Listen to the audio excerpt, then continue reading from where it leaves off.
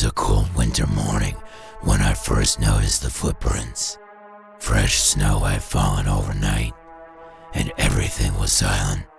But in my driveway, there was a trail. It came straight out of the woods, walked right up to the driver's side of my truck, and then went straight back into the trees. No knock at the door. No reason. Just in and out.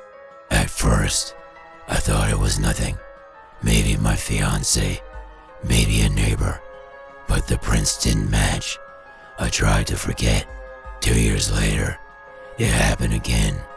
Only this time, the tracks were everywhere. Round the shed, across the yard, right up to the windows of our house. I looked closer, and my blood turned cold. They weren't shoes, they were bare feet. Someone had walked around our property in the middle of the night, barefoot, in the freezing snow. I called my dad. He told me to be careful, to keep the rifle close. I called the police. They checked the area, but by then the snow had already buried most of the evidence.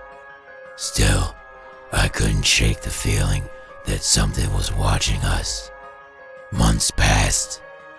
Then last January, it started again. This time, they didn't just circle the house. They went into the shed. Tools were missing. That's when I called Theo. He's my friend, an experienced hunter. Theo didn't laugh when I told him. He just nodded, grabbed his AR-10, and said, "Let's go see what's out there." We set out before sunrise. Rifles in hand, the footprints led us deeper into the woods. Again and again, they split, like whoever made them was trying to confuse us. The forest grew darker. Every step crunched under our boots. And then, the trail grew heavier. The prints pressed deep into the snow, as if whoever made them had gained weight. Theo raised his thermal scope. His hands shook. "Take a look," he whispered. I pressed my eye to the lens, and I'll never forget what I saw. 4 figures huddled together in the snow. 2 large ones crouched, 2 smaller ones clinging to a tree. They weren't wearing clothes. Their bodies twitched in strange, jerky movements. They were eating something. I couldn't make out details, just glowing heat signatures, but I knew it wasn't food. Then the larger ones lifted the smaller ones onto their shoulders, and without a sound, walked deeper into the forest. Theo and I stayed frozen against a tree for over an hour, too scared to move.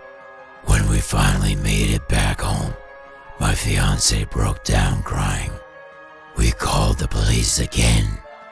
They searched. They found nothing. But winter always returns. And I know, so will they. Every time I step outside and see the snow, I wonder how many footprints are waiting just beyond the tree line, and how long before they stop watching and finally come for us.